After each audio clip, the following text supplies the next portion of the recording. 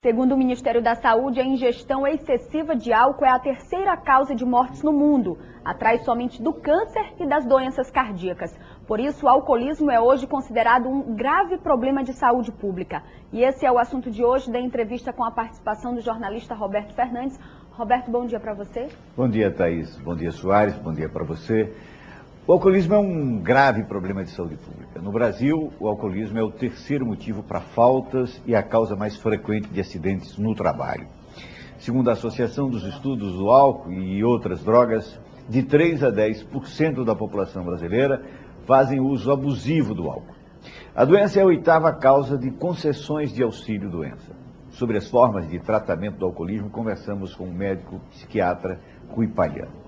Evidentemente, pelo que a gente acabou de ver nessa matéria, a pergunta inicial tem a ver exatamente com a qualidade, se é que existe, de uma política pública, porque ela seria, na verdade, aquela capaz de atender a todas as pessoas indistintamente.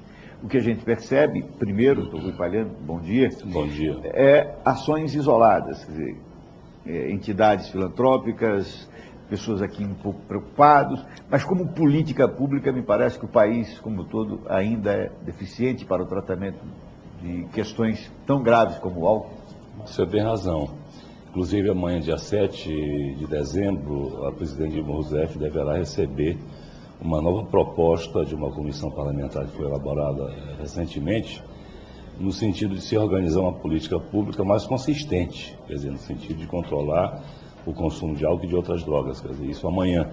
Justamente porque a que está em vigor é muito deficitária, especialmente na área de tratamento. Quer dizer, existe uma queixa nacional em todos os segmentos que discutem a questão de saúde pública e de drogas, a ineficiência dos CAPs, que é uma política centrada nisto. Os chamados CAPs de álcool e drogas, e são deficitários. Você, no universo de dependentes de droga e de usuários, tem um segmento em torno de 60%, 70%, que precisam, por exemplo, ser internados, ter uma casa de acolhimento, ter um serviço que possa cuidar especificamente desses pacientes. E não dispomos. Os CAPs, lamentavelmente, são ferramentas importantes, imprescindíveis, mas que não atendem às necessidades vitais fundamentais desses pacientes. Mas essa questão do internamento veio, inclusive, com a própria mudança da própria política de saúde mental. Exatamente. Inclusive, nesta proposta que a presidente deve receber, está previsto o retorno às unidades para internar pacientes, especialmente as chamadas internações involuntárias, que é objeto hoje em São Paulo, está se discutindo hoje, por coincidência, a Câmara Municipal de Vereadores de São Paulo está discutindo leis que garantem a internação involuntária. Porque o paciente que é dependente de crack, por exemplo, não tem qualquer possibilidade de decidir por si sozinho se quer ou não se tratar. O álcool pode chegar a esse ponto? Claro, também? Frequentemente chega. Esse número que você citou realmente é aterrecedor. Em torno de 13% da população brasileira são viciados, são dependentes de álcool. Isso corresponde a aproximadamente 30 milhões de brasileiros. 30 milhões de brasileiros não fazem uso de álcool, não. O que fazem uso de álcool no Brasil são em torno de 85%. Mas de dependentes, de doentes, porque isso é uma doença gravíssima, como você sinalizou, precisa de cuidados especiais, corresponde a quase 30 milhões de pessoas. Agora veja o impacto disso no filho, na filha, na mulher, se for o caso do homem que for o dependente, da empresa, do trabalho. Então é uma repercussão psicossocial gigantesca. E os ônus disso? Nós chegamos a gastar ano passado, do ponto de vista de previdência privada, previdência social, em torno de R$1 bilhão, só com tratamentos de dependentes de álcool. Aí não está crack, não está cocaína, não está nada disso. Só dependente de álcool. É um dinheiro que o governo arrecada com a indústria da bebida que não vale a pena. Que não vale a pena. E aproveitando, inclusive, a oportunidade, por exemplo, precedido desta notícia da questão do alcoolismo, está aí a beleza que houve com relação ao tabagismo, que hoje o Brasil se notabiliza no mundo inteiro como um dos países que tem uma política pública magnífica com relação ao controle social do tabaco. A gente precisa avançar com relação ao alcoolismo. O caminho seria o mesmo? O mesmo caminho, inclusive tem propostas disso. Nós temos propostas importantes da Associação Brasileira de Estudos de Álcool e Drogas, propõe isto, que se faça ipsilíteres aquilo que foi feito com relação ao tabaco. com respeito, porque são substâncias diferentes, têm repercussões sociais diferentes, a sociocultura é diferente, mas a metodologia, a sistemática, deveria ser a mesma. O tratamento na questão da dependência do álcool começa e passa por onde? Olha, começa por um bom diagnóstico. A primeira coisa é saber que nem todo mundo que bebe é alcoólatra. Você falou e eu posso confirmar isso justamente. 85% das pessoas bebem. E nem por isso 85% são doentes.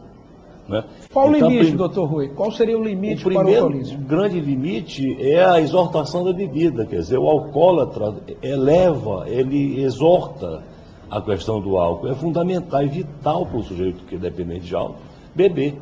É uma fissura, uma necessidade ardente de poder. O seu humor, ele não consegue desenvolver absolutamente nada sem que tenha ingerido uma bebida. O álcool fica aqui, a vida da pessoa gerindo toda essa substância. Doutor. Segundo, ele não prescinde disto, ele precisa daquilo, se não beber adoece e passa Agora, mal. No caso, é a pergunta do Roberto, e qual a melhor forma então de tratamento?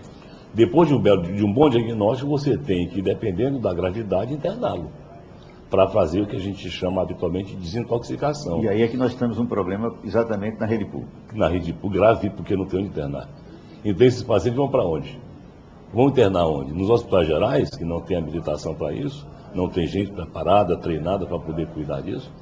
Então por isso é que nessa proposta de política, que não sei se vai funcionar ou não, ela prevê isso, o retorno da possibilidade de você internar, pelo menos de caráter breve, esses pacientes são viciados, estão dependentes de droga. Doutor, quem bebe todos os dias, uma quantidade pequena, mas bebe todos os dias, é considerado um alcoólatra? Não. Não, por esse indicador sozinho não figura nos chamados critérios de diagnóstico do alcoolismo. Por exemplo, a população francesa, europeia, inglesa, elas fazem uso sistemático de álcool de forma cultural. Beber uma taça de vinho, uma dose de uísque, isso não revela de forma nenhuma uma disfunção. Começa a fazer disfunção quando você não consegue viver sem a bebida. Prejudicar a família, prejudicar o trabalho, quer dizer, a bebida é o centro da existência do sujeito. E todos os outros interesses vão ficar subordinados ao fato de beber. Isso é o primeiro grande indicador. E o fato de você beber ou não, eventualmente, uma dose disso ou daquilo, não vai definir isso. Essa internação que o senhor falou, ela se dá em razão da necessidade que você tem com a reação que o organismo passa com a abstinência? Uma delas, porque a pessoa que fica abstinente passa mal, às vezes tem crise convulsiva severa, distúrbios de comportamento, surtos psicóticos, alucinações, você tem que ter um ambiente de segurança.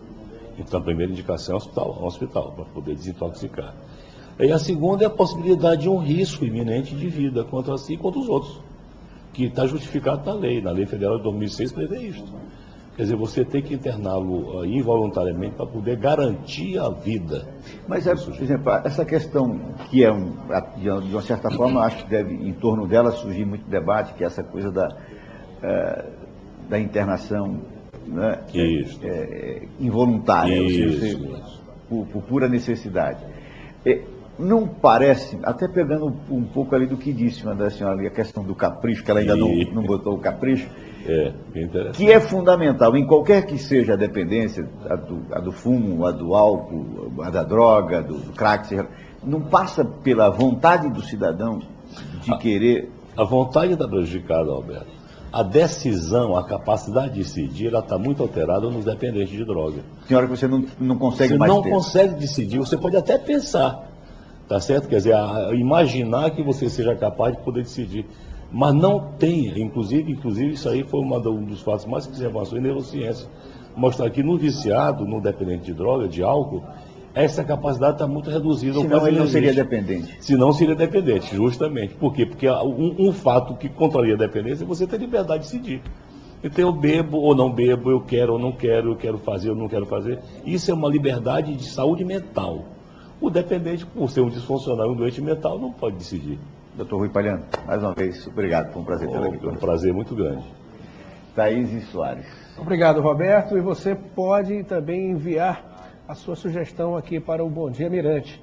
Mande o e-mail para o bomdiatv@mirante.com.br.